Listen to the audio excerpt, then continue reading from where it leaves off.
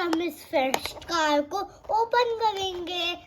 ये बॉब है, चलो इसको खोलते हैं। ये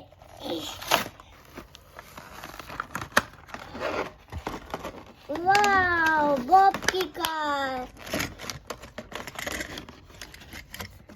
वाह, चलो उसको साइड में रखते हैं। और ये बॉब की कार कितनी प्यारी है। वाह, डिग डिग डिग डिग डिग डिग डिग डिग डिग। वाह, कितनी प्यारी कार है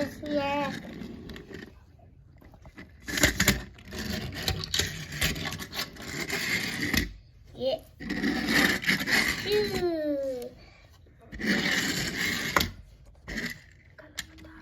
इसका कलर येलो एंड ब्लू।